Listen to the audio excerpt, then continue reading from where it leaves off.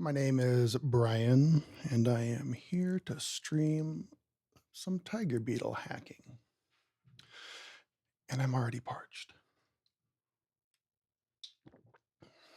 Okay, so this is something new for this stream. I am going to be working on a tiger beetle project, and I'm going to do the whole thing on stream. So I've been informed recently we need some Rust client bindings, or a Rust client perhaps, for tiger beetle. And we need it kind of soon. And I also volunteered to do it on stream. So that's what we're going to get going here today. All right, this is my first time doing this stream for an audience, so I hope you'll all bear with me, chat. I'm going to go check my stuff and make sure everything seems to be working. Oh, hey, I got somebody in chat here. I'm going to chat a bit. Yeah, so usually it's Matt Clad that is doing streaming on this channel. But today is something different. Thanks for joining us. You are my first chat ever on Twitch, so congrats. The chat looks like it's working. OBS looks like it's working. And I guess I'll talk a little bit about this project we're going to do before I switch over to the code. So Tiger Beetle, for those of you that don't know, is a financial database that's super fast, written in Zig.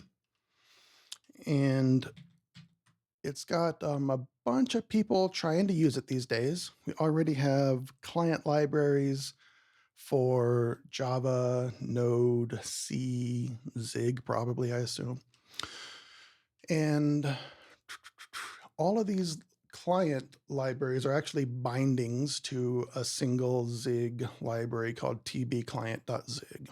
And the client, I gather, is pretty simple, though I have only briefly looked at it once, so we're really going to go into this blind. It's going to be a trial by fire. Okay, and the Rust client, we're actually thinking we kind of want to have the Rust client not be bindings. We just want to implement the Rust client from scratch. And there are reasons for that, I'm sure. I think a lot of them are partly that the Rust async is thought not to really work super well with the Zig bindings, because as I recall, Zig bindings, our Zig client uses IOU ring. And Rust is not tied to IOU ring and actually rarely uses IOU ring. But actually writing an async Rust client from scratch for Tiger Beetle could take time. And I haven't honestly written any async Rust in maybe a year now, so we'll see how that goes. But what I'm planning to do is to write two Rust clients for Tiger Beetle. One is going to be bindings to the TB client, and one is going to be a from scratch binding, one is from scratch client. And I think this is a good idea because two reasons. One, if the from scratch client doesn't actually work out, it's will at least have the TB client bindings to fall back on. But also, the TB client will be also faster to implement the bindings than from scratch. But also having two clients in Rust will be good for testing because we can test them against each other, which is always a very lovely testing strategy. I think that's probably all I need to say really about what we're going to be doing before I switch over to the code. All right, let me mess with my OBS. All right, in chat, I've tested streaming on Twitch many times now, and one of the problems that I consistently have is that I forget to switch my OBS scenes. So hopefully somebody will yell at me if I start hacking and you can't see what I'm doing. Okay, so here's my window. And again, I got to mess with my screen a bit here because I didn't think to adjust my windows ahead of time. All right, that is a good enough sized window. And let's think a bit about what we want to do. I'm not going to be very ambitious for this time around. All I really want to try to do is kind of look at the TB client code to understand what our surface area is that we're going to be working with, and get a Rust client project started, and then get the FFI bindings and linkage all working. Maybe outline a skeleton of the initial API. All right, so to get this started, I think I'll just open up the code for the Zig Tiger Beetle TB client. And to do that, we're going to open my Emacs, and this is in clients, C, there it is. All right, tbclient.h is auto-generated. So this is just generated by a custom Zig generator. And I think this covers all of the API surface area, but I'm not confident. Again, I haven't barely even looked at all this. All right, here are some functions here. We can see functions, and up here, some data types. In this file, it's only 323 lines long, so seems easy. I'm sure it will be a lot harder than I expect, though, especially because if you don't know me, I know Rust pretty darn well. I barely know Zig at all. So this project is kind of great for me. I get to learn more Zig while exercising my slightly rusty Rust skills, pun intended, I guess. All right, so this is tbclient.h. There's also tbclient.zig, and as to what's in here, I don't remember. I don't think we care too much about this implementation stuff. We are mostly going to care, for now at least, about this header file. And we don't need to care too much about the details here, but you can see that the API seems to be very simple. There's an initialization function, some kind of echo function. This function called completion context, and there's conveniently some docs here. And a submit. So seems pretty straightforward. I expect we're going to be submitting requests, and then this completion context is probably going to be giving us access to some kind of callback to context to get callbacks back. Seems straightforward on the surface. But anyway, whether we even care about any of this today, I don't know. Because what I want to do first is go look at the structure of this clients directory. So you can see here within Tiger Beetle, we have the, all right, Twist3P says, Zig, so they are going to help me with my Zig, hopefully. I'm definitely going to need help. So we have Zig C stuff, which is actually Zig stuff. I don't know if anybody actually uses a C client from C, but the C client is also used by these other clients. We have .NET, Go, Java, Node, all the usual suspects. And let me mess with my AV here a bit. I'm a bit hot in the cans. Okay, so we're going to create a Rust. The first thing we're going to do here is create a little Rust directory to hold our Rust client.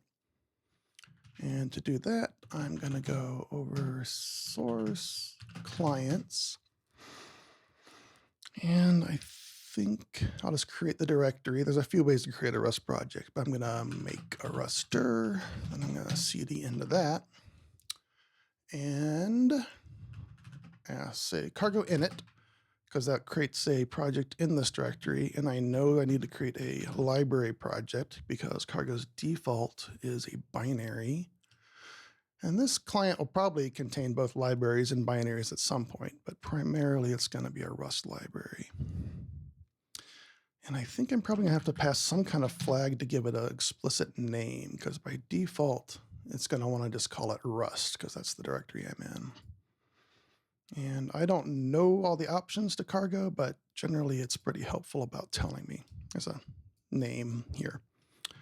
And I'm going to call this Tiger Beetle.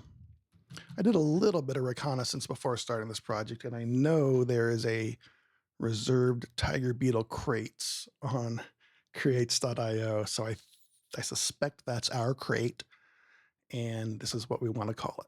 Let's see if this is the right thing to do. Seems like it. Okay, let's see what we got here. Oh, you can see here, I'm using this fancy Rust ls command, and I forgot that I don't have the fonts set up correctly. This Tiger Beetle. Okay, basic project structure here. So we should be able to say cargo build. Why don't I have... Chat, I already screwed up. All right, so whatever I did, I did it wrong. And I created a Tiger Beetle subdirectory. Let's go back up and do it right.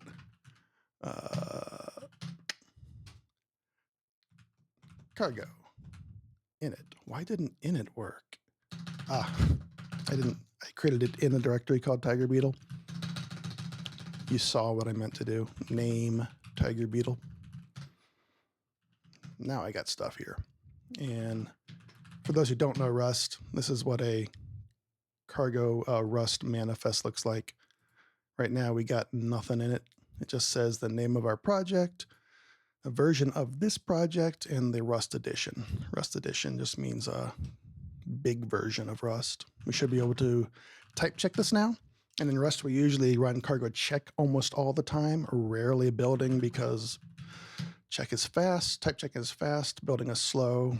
And usually in Rust, when you type check, you have high confidence that whatever you've done is gonna more or less work. Okay.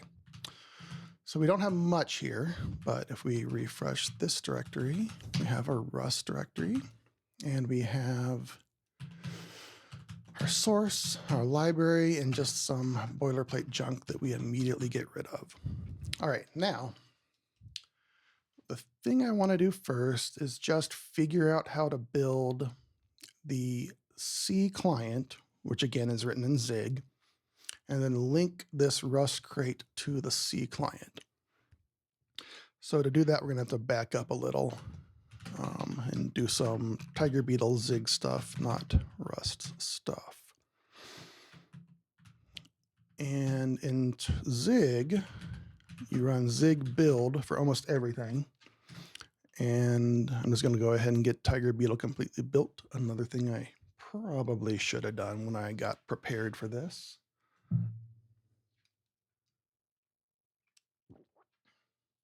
And unlike a lot of build systems, Zig is mostly self-defined. Zig just gives you a toolkit for writing build scripts, and you write it all yourself. So this is Tiger Beetle's build script. And I do not understand almost all of this, but I know how to build Tiger Beetle. And I know that we can say, I think that we can ask for help. And it will tell us the build targets for the clients right here. And if we build the C client, that should be enough to get started. That'll create some static and dynamic libraries. So we say client.:C, I think. And I'm wrong. Let's go look at that help again. Clients.C. All right, and while that's building, I just want to go look here. All right, here is the rule that sets up the C client. And again, I'm not going to be able to explain this, but eventually we're going to need like a build Rust client function here that sets up the rules for the Rust client. And that rule will probably also, again, build the TB client static library specifically for use by the Rust client. But while we're starting, I'm not going to mess with the Tiger Beetle build script because it's just going to slow me down, and I don't know how to do that right now. I want to get the Rust stuff going before I mess with the Tiger Beetle build script. But I do want to go look at this code real quick just to see what's in here. And all right, you can see that it is creating a shared library and a static library, both called TB client. And they're both coming from TB client exports.zig. Oh, this is the root source file of the shared library. Okay, that's interesting to know because that header file is what the C code is going to consume, but that's not what is being built. So let's look at this client exports real quick because we're probably going to need to consult this a lot. All right, so this is the actual library that we built to bind all our clients to.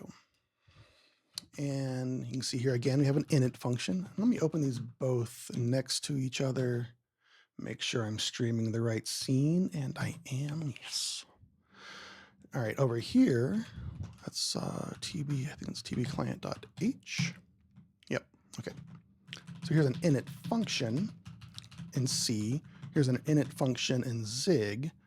And these are more or less the same. Maybe not entirely the same, but they look pretty similar to me. And one thing I've already noticed, so here our echo, or init echo, that's also just another static function in Zig. But this client completion context function and this submit function, these are not static functions in here. And the reason is, if I can remember, look at this thing, this big old comp time block. This is kind of defining the exports of this library. So this is just a static function. This has nothing to do with the exports per se. Everything that's exported from the library appears to be defined right here. And you can see that this tbclientinit function, the name is here, not necessarily the name of this function. And this, just a static function defined by init echo, but these are not static functions. These are member functions. So I'm not going to go into this because I don't understand it. But normally, like if I'm defining an API to export through a CFFI, I'm defining a bunch of static functions. But here, we don't bother to do that. We're just exporting the member functions or methods directly. And we'll figure that out down the road. I'm not going to figure that out right now. Because right now, we're building our C clients. Now, if we recall from our build script, this should have created, when we built this C client, we should have built two libraries called tbclient. One of these will be an SO, a shared library, and one of these will be a .a static library. And I think none of this other stuff is too interesting to me right now. What I want to do is just find out where on disk these libraries are. And I'm going to try the thing I think I should do, and I already know it's going to be wrong because I done it once before and I screwed up. But I'm going to call FD. FD is a Rust find library. It's a little more ergonomic than GNU find. I'm going to say star, and I think this is a regex, so I want to say /.a. And missing, .star. And this doesn't work because, why? Oh, I think the directories, these libraries are probably ignored somewhere. Oh, yes, I know what I'm doing sometimes. All right, so here are all of our .a, well, I thought these were all .a files, but they're not, so my regex must be wrong in some way. Probably just matching an A anywhere. But these are all of the static libraries for tbclient. And you can see that we seemingly support 6 architectures. That's not true. We support Linux or Windows 2, but did not generate them. Oh, probably because on Windows there aren't literally .a files or some other extension. But the point is we support a bunch of architectures. For now, it's only going to matter the Linux GNU architecture. But let's go find out how to link to these libraries from a Rust crate. So I'm going to go to the clients directory again, Rust, and I just habitually always run the build command every time I enter a directory, just constantly. So I've done that. And to do this in Rust, there's a bunch of ways to link to stuff in Rust, but I think the best practice today is to do a bunch of build script stuff. So let's go create a build script for the Rust crate. Oh, and also just for now, because we haven't set up the Zig build script, we're always going to have to run this Zig client build before we run the Rust build if we make Zig changes, because they're not all tied together by the Zig build script. Okay, so our client crate in Rust is source clients Rust. And Tama file, we don't need to change anything because if we create a file called build.rs, it will automatically be run as a Rust build script. So we can make a main function here and just let's prove that it does something by calling. Now here's where I'm going to make a lot of mistakes because the macro syntax for Rust and the intrinsic syntax for Zig are different. And I do find going between them, I get confused a lot. So if we run cargo check here, we should run this build script and the build should fail, obviously, because we panicked in our build script.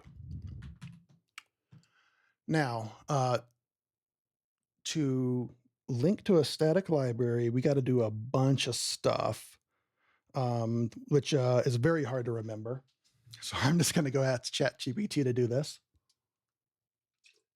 or at least to remind me the basics of how to link to another library from a build script. And I have set up my public ChatGPT profile. Oh, chat, let's remember that every time I switch to a different window, we must switch OBS scenes. Okay. And also, before we keep going, I got to do a little thing for ya, because it is hot in my little studio.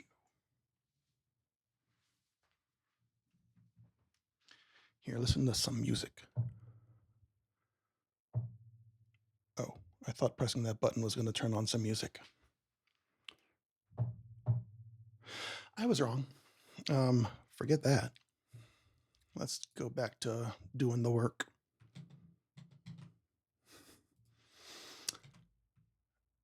Okay, so to get, we want to create a build script. Okay. ChatGPT, remind me how to write a Rust build script that links to a C static library. And I'm not going to read all this for you. I just want to see what kind of code it writes. All right, see this stuff. This is hard to just go remember, also kind of hard to just go look up. There's a question in chat, and I'm really glad you asked. Steel Tormentor asks how to chat GPT with Zig syntax, and I have found that it is terrible with Zig. There's probably not enough Zig code in the world for it to be very good. And I've used it for, I've used ChatGPT to help with Zig, and I've used Kaggie's search summaries to help with Zig, and they both seem to get confused a lot. Although one time I had a, so one of the things I've done for Tiger Beetle is I wrote the Zipfian distributed random number generator for our benchmarking. And it's, pretty short, 100 lines or so. And I had ChatGPT translate that random number generator from Zig to Python, and it got the whole thing right. It was very impressive. But I am not very savvy in how I use these LLM tools for working on code. I basically just ask it to remind me the basics of how to do things, like I don't know Copilot or anything like that. So I'm not super informed about how all this stuff works. But these 3 lines are super useful for me. All right, let's get rid of, I need to switch back to my code. And we'll just drop these in here. We can't use them directly as is, but I am going to, I probably don't need these very basic comments, but these 3 cargo directives are the key to linking to a static library. And I don't like the way ChatGPT wrote this, so I'm going to call this, what did you call it? This is a directory. All right, let's explain what these 3 things actually do, at least, because I do know that. So in the Rust build script, you can kind of output the standard output, things to tell cargo about linkage especially, but some other things as well. And this is telling cargo, this Rust link search, that when it does the final step of linkage, that some directory needs to be looked for native libraries. That's what this native is here. There are multiple types of libraries. And just due to the way linkers are ancient and they work in unintuitive ways, but the way that linkers work, you have to tell them like, all right, you're gonna, sometime in the future, you're gonna look in this directory for libraries, and then you're gonna look for a library named this. It would make so much more sense from a modern perspective if you just said, here's the file name of a library to link to. But that's just not how it works with linkers. All right, I'm just checking out chat. Yeah, okay, so yeah, another point in chat is that even when you do get an answer out of an LLM about Zig changes a lot. And so like the answers are often wrong, but wrong in a way that you suspect like may have been right in the past, but is not right today. And it's pretty frustrating. That'll all change someday though. Anyway, back to this build script. So we're going to tell it, look in this directory for native libraries, and then link to a library, a static library named this. And so I'm going to give this a name, I'm going to give the directory a name, and the library a name. I'm going to call this libdir, and this libname. And these are what they call, in every language these days, string interpolations. This will just be a variable that it splats into this string. And this rerun if changed is going to be similar. This is not a linkage directive. This is just telling cargo that like if it sees this file change, it needs to redo the build again, because by default it won't understand that this library is part of the build. I'm going to say libdir here, and then this is going to be libname.a. And the way cargo wants the libraries to be named, it just wants the name of the library, and then it'll, based on platform specific rules, maybe put a lib here when it does the linkage, maybe put a .a at the end of it, maybe put a .dll at the end of it, etc.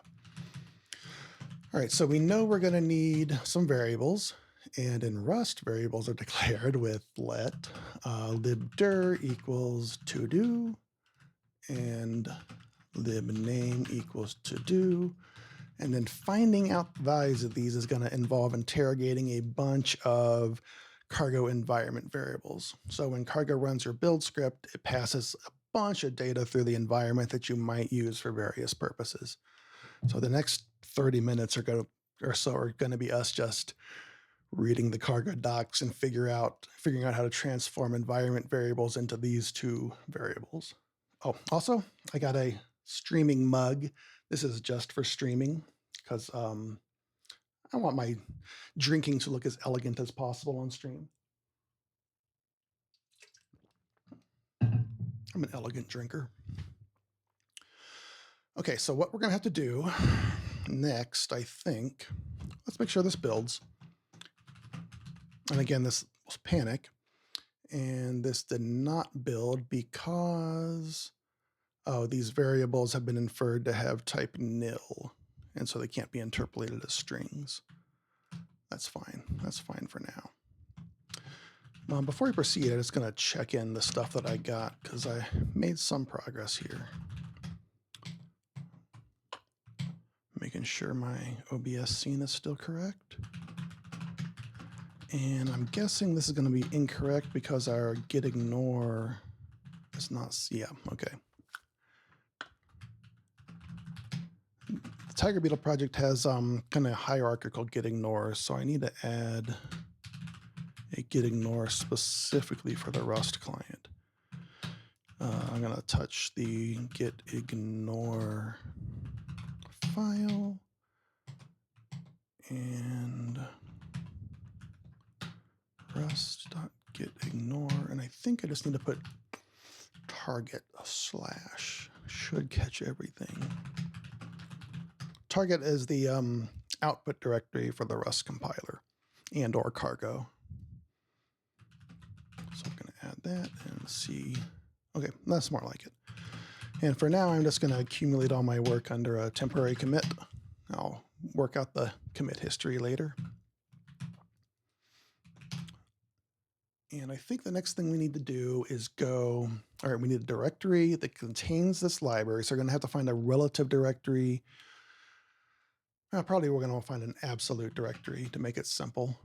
But it's going to have to get that absolute directory, we're going to have to find the relative directory from the Rust client workspace or from the Zig TB client static library to the Rust client workspace. And then we're going to have to kind of hand architect the library name depending on the client. That sounds about right.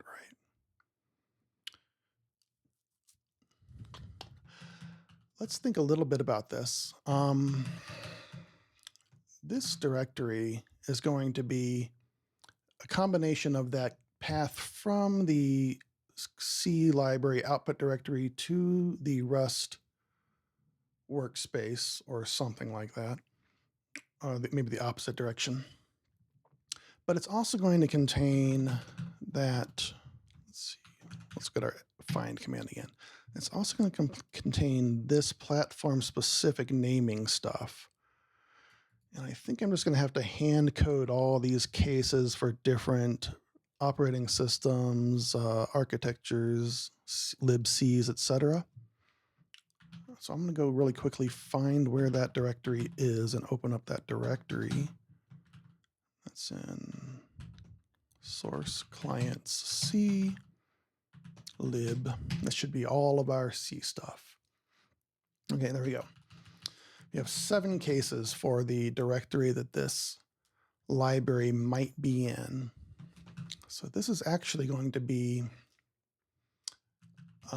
concatenation of some lib path and actually I want to see what's in these directories. TB client. They're all going to be called TB client, so we don't have to think about that here. And then arch path, I'll call it.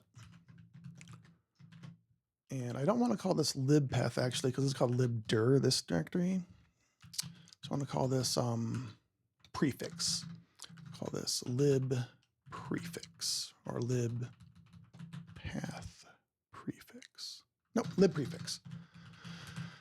And then we know that we're going to need 2 more variables called let lib prefix equals to do and let arch path equals to do.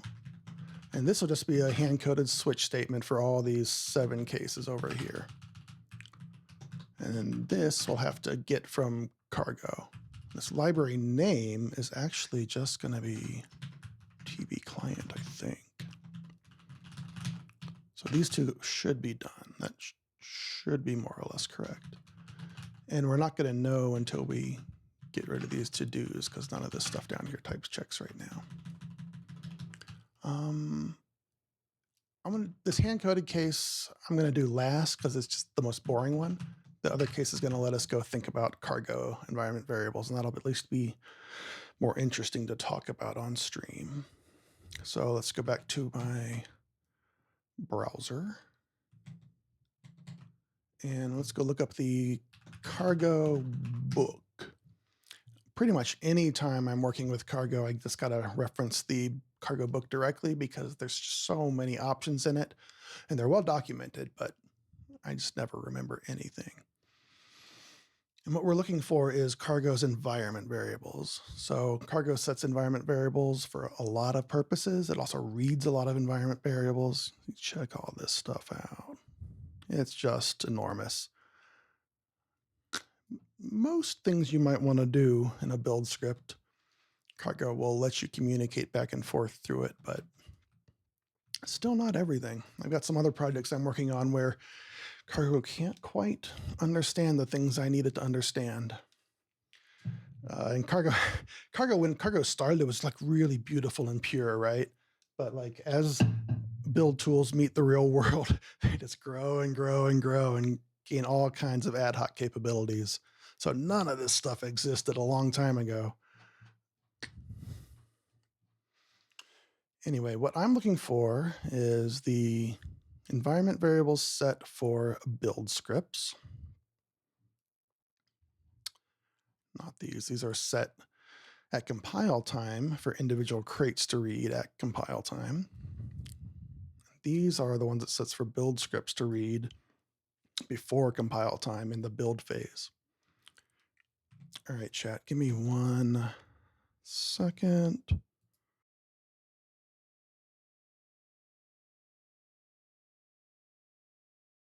I just had to burp. All right, so manifester we're definitely going to need. Manifester is the directory where the Rust crate lives. I'll go ahead and start making okay. I don't want to switch too much back and forth between the, all right, switch my scene. Sorry, chat. Switch back and forth between browser and coding. So let's do some research here. We're going to need the manifester, and we're going to need, what else do we need? We're going to need information about the target we're building for. That'll probably be the most important information. Yeah, okay. So the manifester, we're going to need to construct a relative path from a known directory, which is our manifest directory, back up to the zig directories to the directory that contains the libraries we're linking to. That's why we need that. But otherwise, most of the stuff we're going to need is information about the target we're building for, because we can build for a bunch of different targets. And it's just all this stuff. Target OS, target family we might need. Unix Windows will probably need. Arch will need for sure. Environment we're going to need because Tiger Beetle supports both GNU libc and musl. And that is probably all of this stuff that we need. There's also a target triple, but that's less useful for our purposes because we can't meaningfully parse the target triple. It's just generally nonsense. All right, let's go back and take some of this stuff and make Rust variables in our build script. Remember not to hum on stream. I mean, I can hum on stream if I want, but it'd be better to speak words. All right, back to our build script. I'm going to let cargo manifest dir equals, we're going to need to import the environment module from the standard library. U_std_env, and I'm going to have to go read some docs to remember all these things. Cargo manifest dir equals env get, I think. Cargo manifest dir, and this returns a result of a owned string. So for now, we can just unwrap that result because cargo is always going to set this. It would be better not to call unwrap. Like we might say like expect and then put a message here like about the missing environment variable. In general, I don't like to use raw plain unwraps because it doesn't really tell you whether it's an expected case or just a case I have been sloppy about the error handling for. But for now, I'm going to be sloppy about the error handling. And here we're going to say let target. All right, I'm going to switch back and forth real quick without letting you see the browser. Target OS equals env get cargo CFG target OS. Unwrap that. Target arch we need.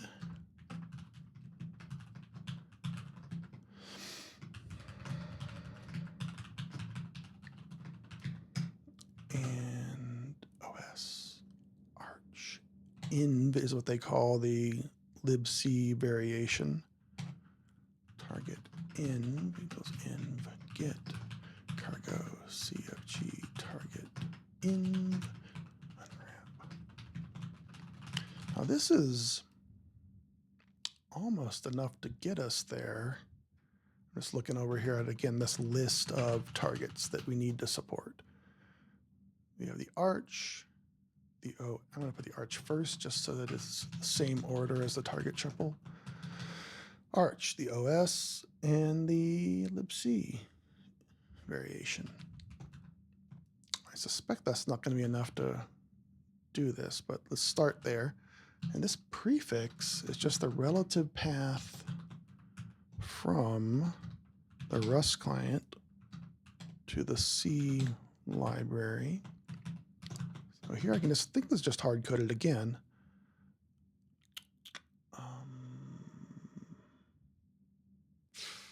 Is that what I want to do? I think so. It's not hard coded. We're going to format the cargo manifest dir, which again is the Rust directory. Then we're going to back up into the clients directory within the Tiger Beetle source. Then go down the C directory into the lib directory. And I think that is enough for the prefix.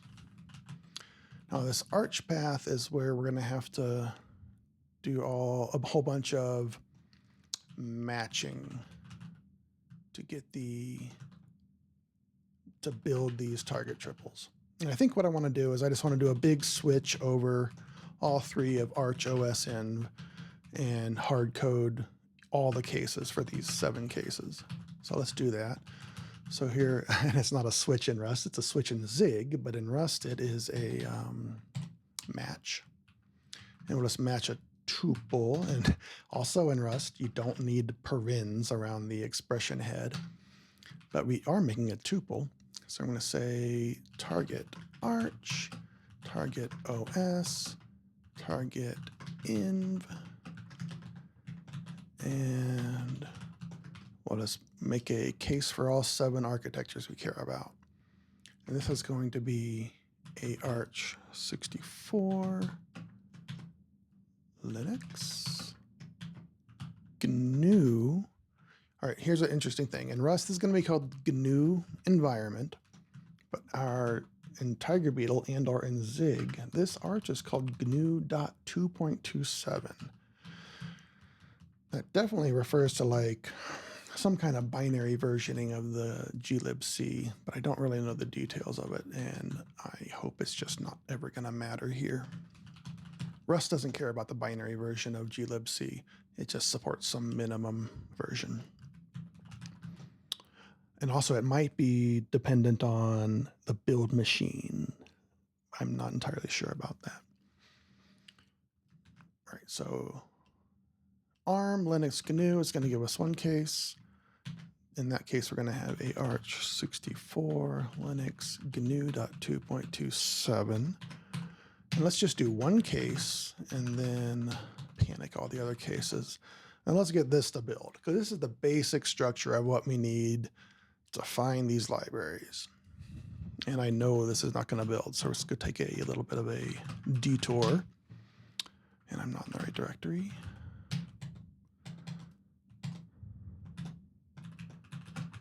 Let's go get things building. Get not found in env, is that?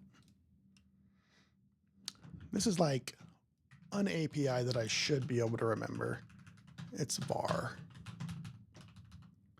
Getting an invar.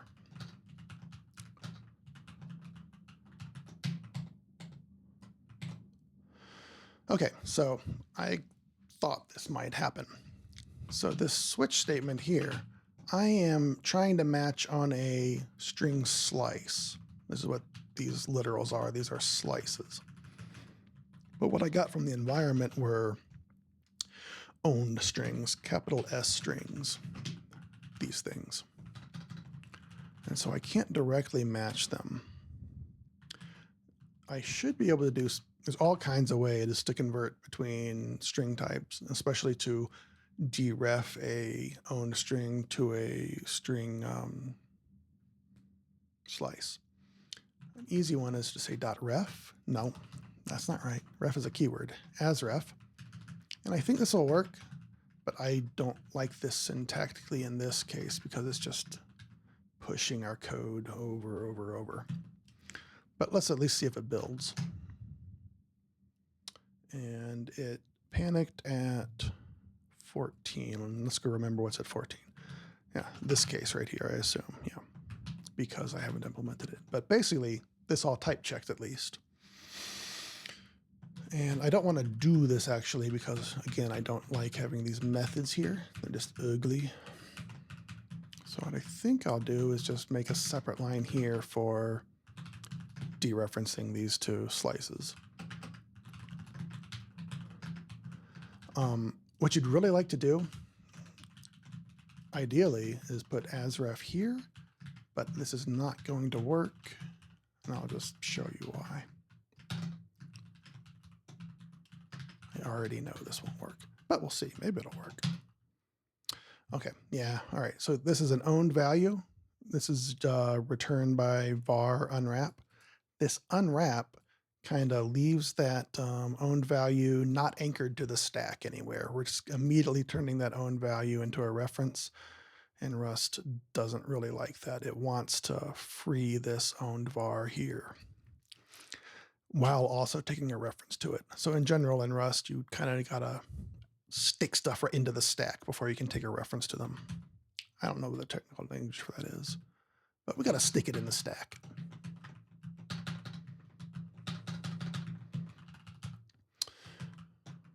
So I'm going to just make a separate line for all these variables to convert them to slices.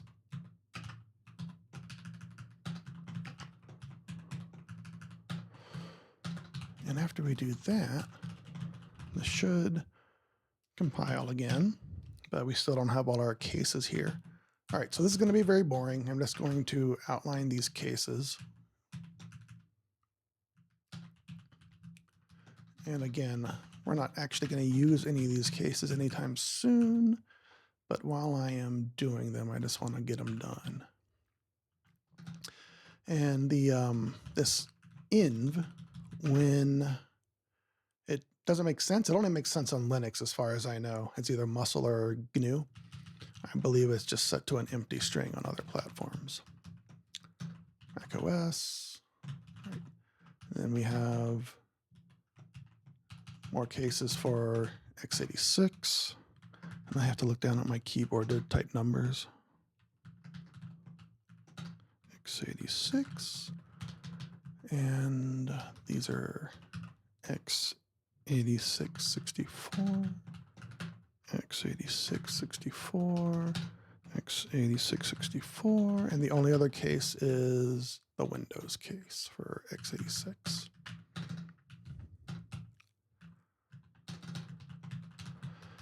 And this match is still non-exhaustive because the compiler has no idea what all the possible strings here are. So we're just going to leave a to-do right there. This should, though, all right, that builds.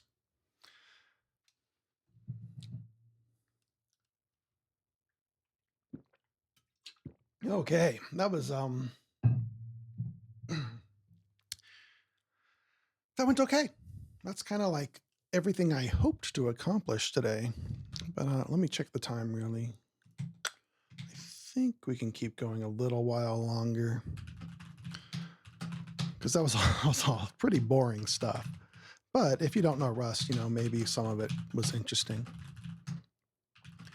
And oops, I'm just messing with my commits here. Again, I'm just accumulating everything into one temporary commit. And I ought to give this a branch name. Check out Rust client and push to my branch Rust client. Okay, and there's already something there because I've already done a little bit of tinkering with this, but we're starting over. And my name is Burson, B-R-S-O-N on GitHub, if you want to go check out my stuff. All right, chat, I think I want to take like a few minute break to go get a breather. But after that break, I'll be right back and do a little outlining of the API we hope to develop over this project. How do I take a break? Yeah. All right, chat. I'm going to go take a break. I'll be back in a few minutes. See you soon.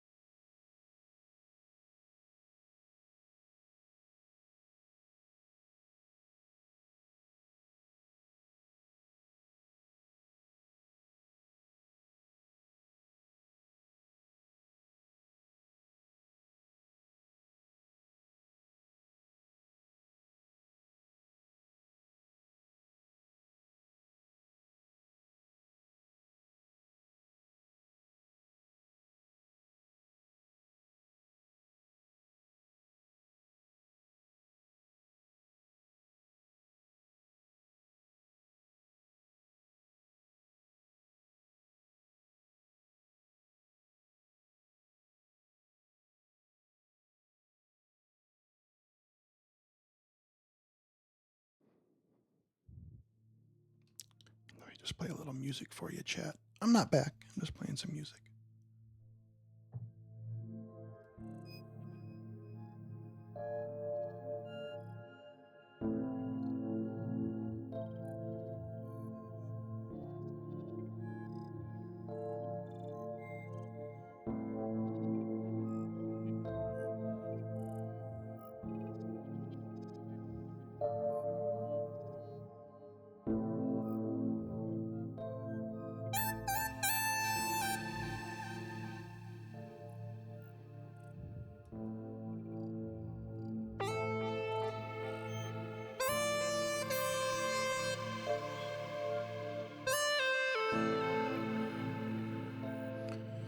I'm just kidding. I'm not going to play anything. I think it's going pretty good so far.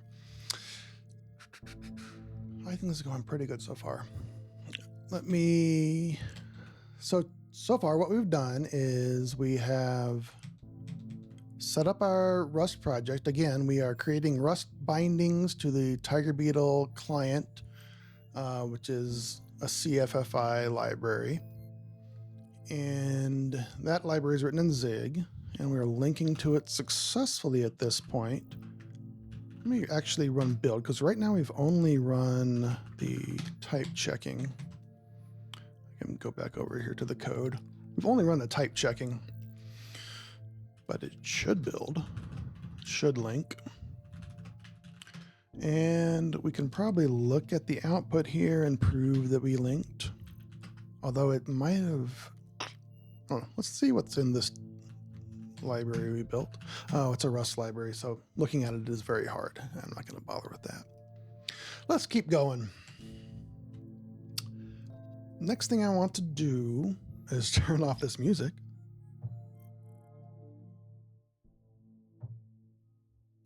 And look at our C/Zig API and start outlining a basic Rust API.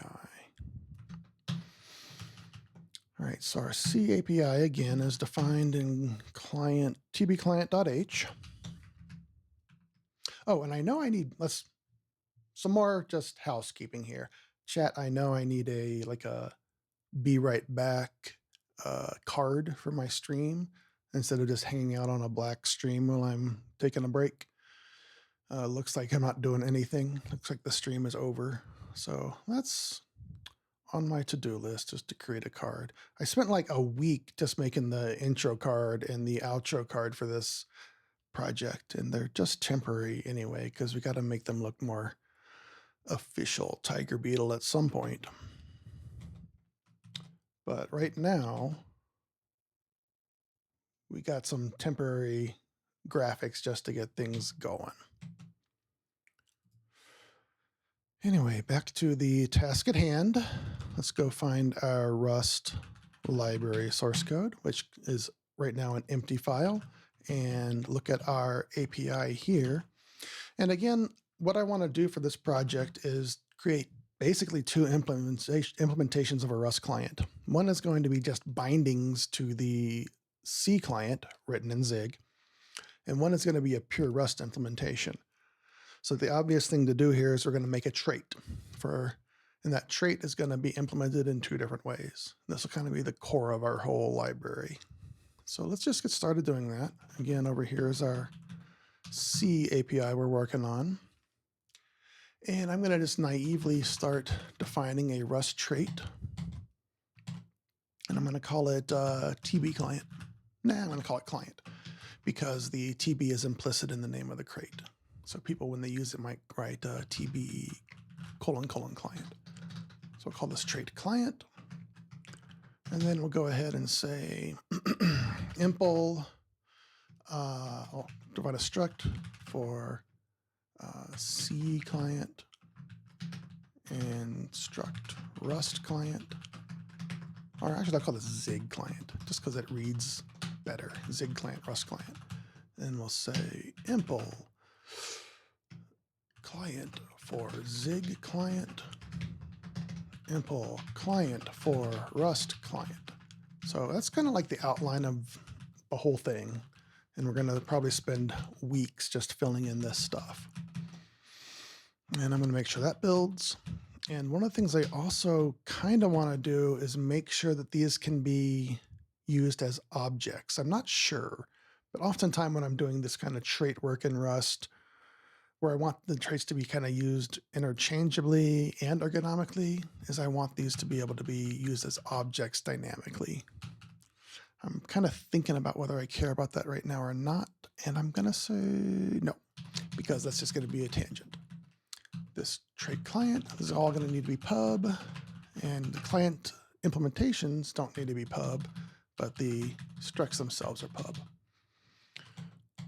All right, and over here, again, two of these functions in the API are static, and the other ones are essentially member functions. You can see the first field of these functions is a client.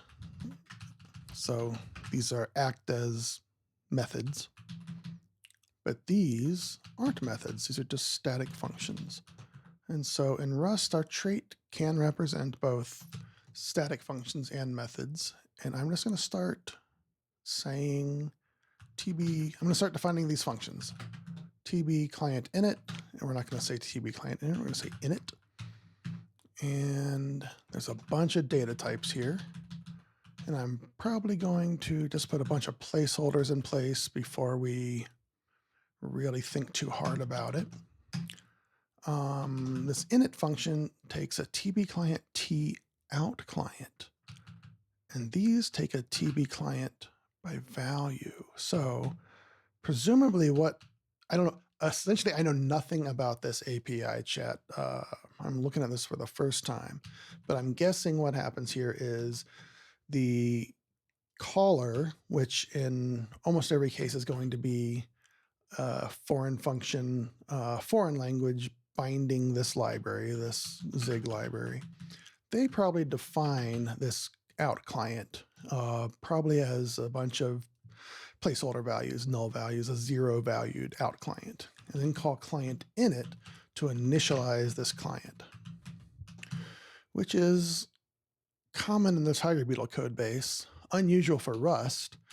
Rust would usually expect the init function to provide all the resources, initialize all the resources. It wouldn't really expect to pass in an uninitialized struct and then have it initialized. But, you know, whatever, works either way. But this also means I'm going to have to know concretely what this client struct definition is. Oftentimes with an FFI, you'll define a bunch of functions and a bunch of opaque types. But here, clearly, we're going to have to need to know what this client type is. And if we go look up here to TB client T, it's opaque. So I'm just completely wrong. Do we really not get to know what TB client T is? We have to. We have to be able to initialize this as a value type at some point.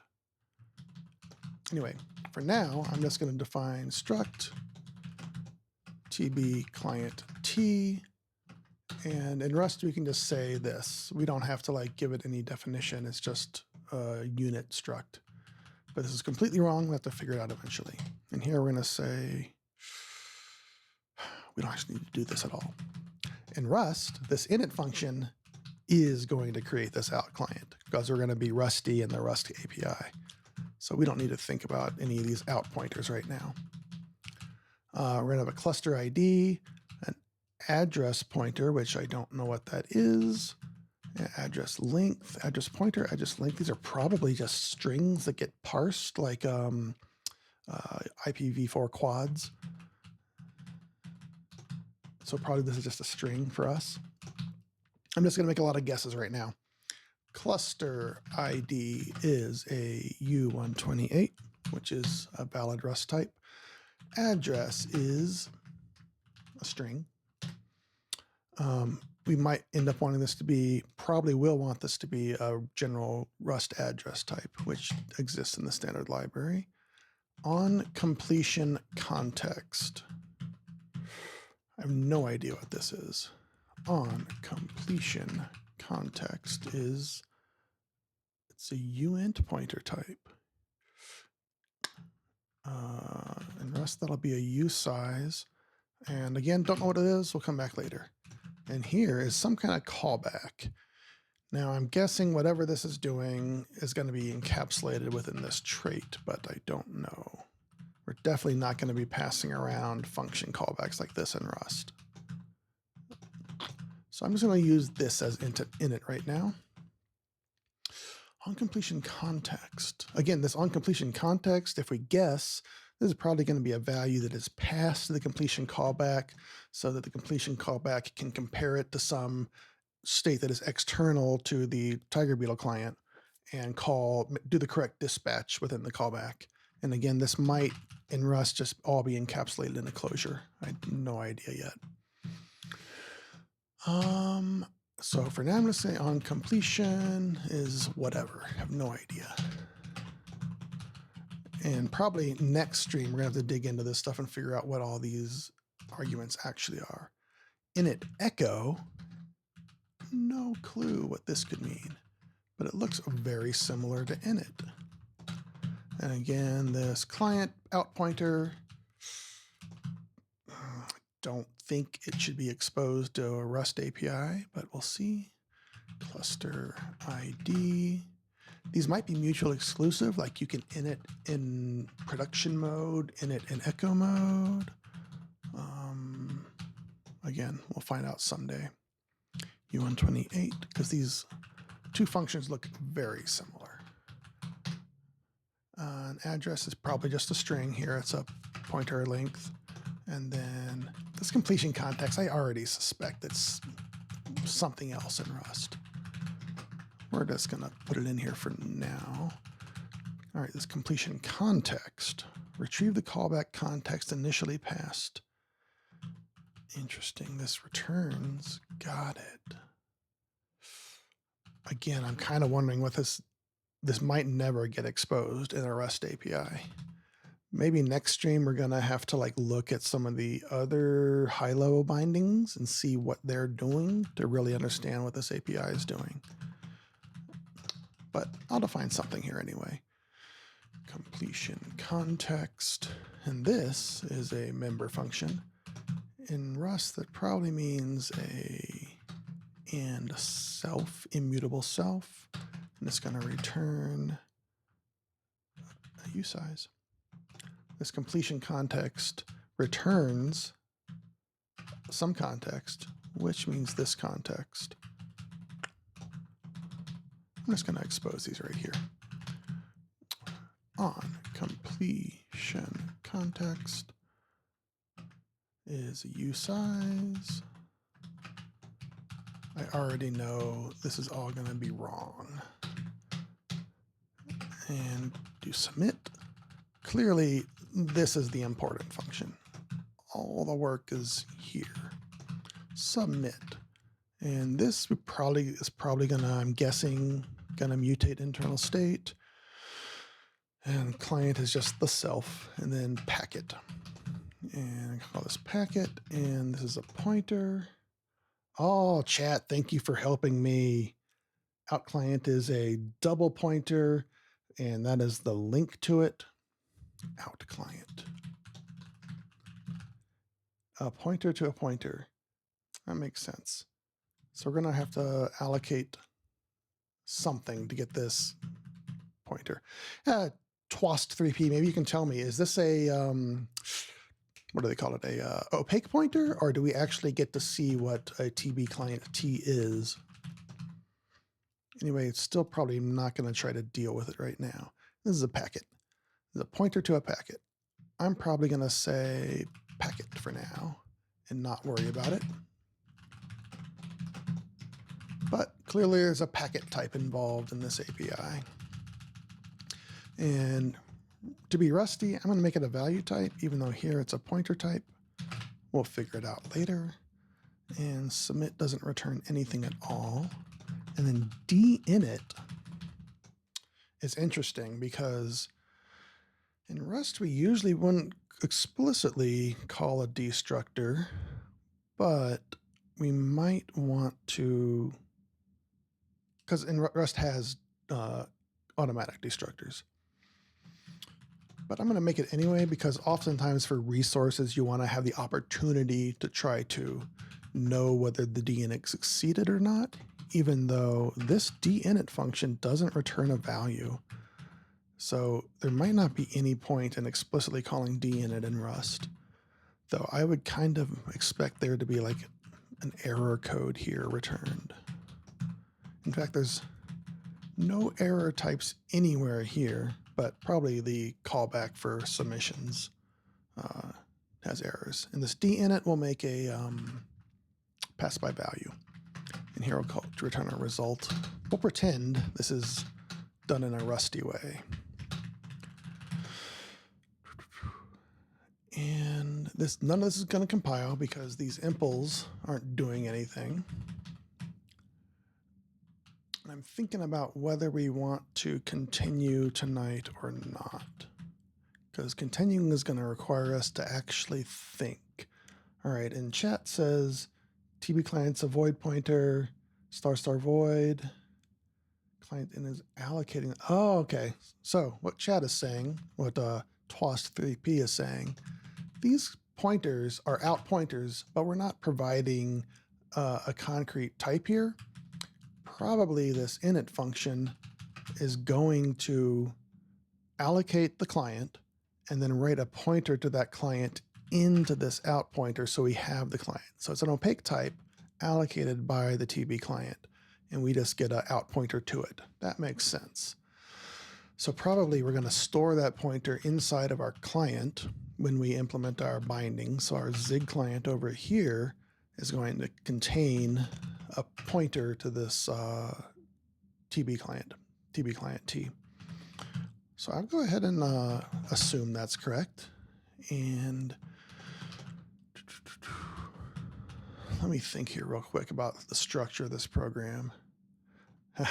Thanks, chat. That was super helpful. I write code and I talk stream of conscious, and chat tells me concretely the right things to think about what I'm writing. That's a good relationship. So this all up here is interface. We have two concrete implementations. Zig client is actually the bindings to this TB client. So we need out client pointer type, and here we see the out client TB client is just a void pointer. So in Rust, we can say that is a struct, and these are all internal types. This is a TB client T, probably not a struct, really a type. What do I want to do? This is going to be a pointer type. It's an opaque pointer. What is the current best way to represent an opaque pointer in Rust? I'll probably call it it's a void pointer. Type is a unsafe pointer to U8. That's the right thing to do. So, okay, this is a mutable pointer to some memory. In Rust, when you have some memory that you don't know what it is, you usually say U8. You could also perhaps say like a libc void, which is the void type defined to be compatible with the C library's void.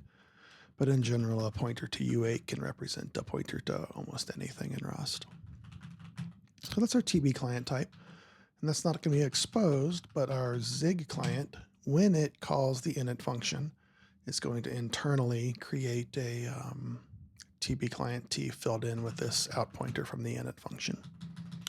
That makes sense. So client, we'll have a field for a TB client T, and that's an opaque pointer to something. Pointer to a pointer. Actually, this is not a pointer to a pointer. This is a pointer to some unnamed type that we're not allowed to see. And then when we call init function, it's a pointer to a pointer that gets filled in. Hope that makes sense. I'm having a hard time thinking clearly while also making progress and talking. But I guess that's just part of the learning experience here. We can probably go try to guess something to do with this init function call. I do probably need to go stub out these functions in the interface. And for now, actually, I just get rid of the Rust client because we're not going to get to that in a long time. But let's go stub out empty functions down here for the Zig client and get things to compile again. Oh, chat. Thing I didn't notice here. This function returns a TB status. So there could be something go wrong with the initialization, presumably. Yeah, these other ones don't return anything. They always succeed. But the initialization can return a TB status. And here's TB status.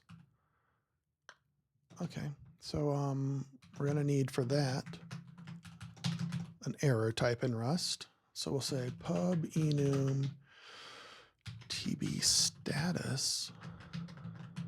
And we'll just call it status. You know, in C, we'll prefix everything, but in Rust, we don't necessarily prefix everything. It's just a status.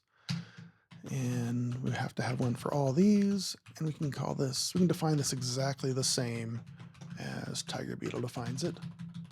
And to do that, we'll call this a, so in Rust, we can have enums be just some type that the compiler defines, or we can explicitly say the enum is a certain type.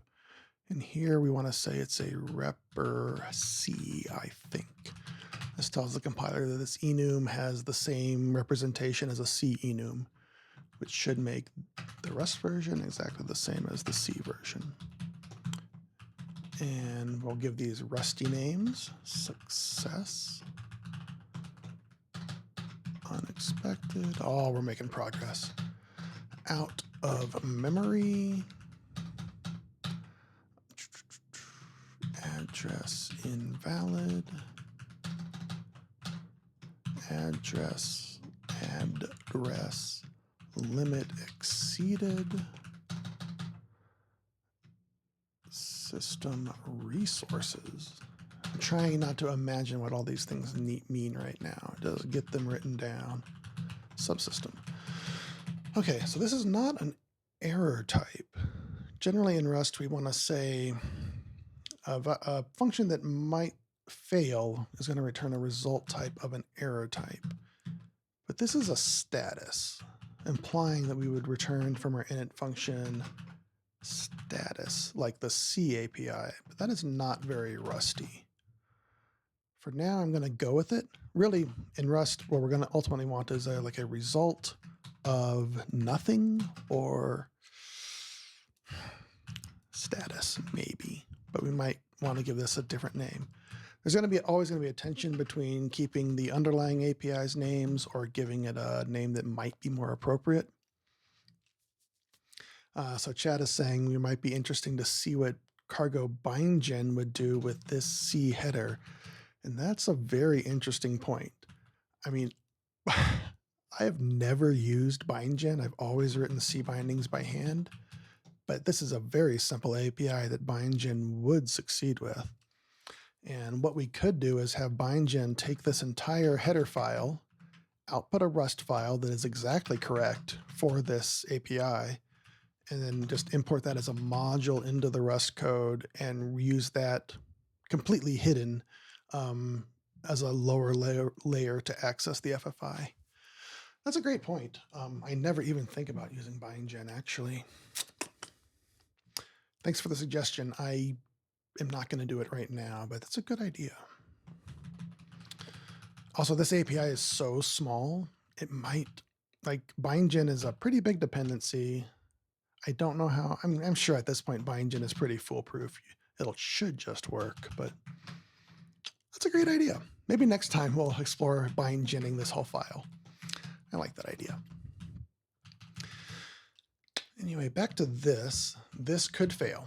Right now we're going to call this a result of nil or status, but really the status and the underlying API represents either success or failure. So this is not really right, but we're going to go with it for just now. I really like that bindgen idea. That's a great thing to do on stream too, is figure out how to use bindgen. Good topic. The syntax here is not right. None of this is going to compile. I've typed a lot without running the type checker, so all this is going to fail pretty hard. Do I have all the type defs I need here? Okay, I changed these. I think probably what we're going to do is going to get this to type check, and then we're going to call it a night and maybe come back tomorrow to continue, because my brain is hurting pretty much and it's dinner time here. I really appreciate though, chat, you being in here and hanging out and like helping me with stuff. That's pretty awesome. Definitely helps to have somebody looking at the code and figuring out what is going on one step ahead of me. All right, let's get this to type check. All right, here's a bunch of failures as expected. And we're just going to go through them one by one. I forgot. In Rust, pointers, okay. This will be a good exercise. In Rust, pointers have to be augmented with either mutable or constant, and I didn't do that. Used zig pointers at the moment. And this is going to be a mutable pointer for sure. Keep going. Expected a trait, found a type. Did I do the type alias wrong? Let's come back to that later. Oh man. I've been writing Zig for a few months and not a lot of Rust lately. Struct fields are separated. Okay. All right. I got the syntax for struct fields in Rust wrong. Let's keep going. Bounds on types in this context have no effect. How do you define? Oh, I forgot. Okay. This should be an equal sign, I think, for a Rust type alias. Let's just start over with the build and go back and see what the errors are. Provide a definition for the function in line 62. Client, okay. Yep, just forgot to stub out these unimplemented functions.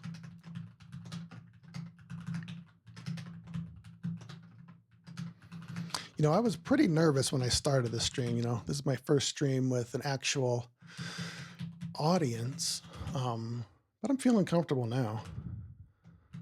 Let's see if this might be enough. Nope. We got 2 more errors. Result. Okay. I typed this result incorrectly. The result type has an OK value and an error value, or OK type and an error type. And it's common in Rust to type def results, so they only have one. What line was this? 34. You'll notice, chat, that I don't have an IDE. I just switch back and forth. I'm very primitive. This is a result of, we're going to say nil here, because again, the underlying API for dinit can't fail, but in the Rust world, I would really like this to be able to fail. And there's one more on line 70 that I screwed up the result type. Yeah, same thing. All right, this should all type check. And there's a bunch of unused stuff. That's all fine. Oh, there's a weird one. I spelled, oh, Rust is just giving me a more rusty name for this. There's some way we can tell the linter that I'm using C names here. For now, oftentimes in Rust, the initial development, I'll just say allow unused, and that gets rid of most of them. And then this one, it already tells me non-camel case types. I'm going to say allow non-camel case types. So this allow unused will live here for maybe a few weeks, but before we really polish things up, we'll get rid of that. And then this will allow us to use C type names, non-camel case types. Okay, I'm going to commit this, and I'm going to push this, and oh, I don't have my upstream set up. Rust client. Okay, I think we're done tonight. I'm a little beat. All right, let me, thanks chat. Steel Tormentor says I'm doing great. Steel Tormentor is working on a C Raylib game. That's cool. I was just reading about Raylib. I've seen that mentioned on and off for a long time, and I have not written my own game yet, but I would love to write a game someday. I got ideas. I got my notebook filled with ideas for my game that I'm going to write in retirement, but got other things to do before I write a game. Anyway, this has been really super awesome. I'm glad this went so well. I'm glad we had some chat here hanging out and helping me. I'm not sure. I'm not going to have a regular schedule for this stream, but I think I'll be back again tomorrow night to do a little more. We'll probably go into the Bindgen and just learn some Bindgen together. And I should be doing this stream irregularly, but pretty frequently over the next few weeks, because this project has to get done. So I should be working. Anyway, that's enough for tonight. Thank you very much. See you next time.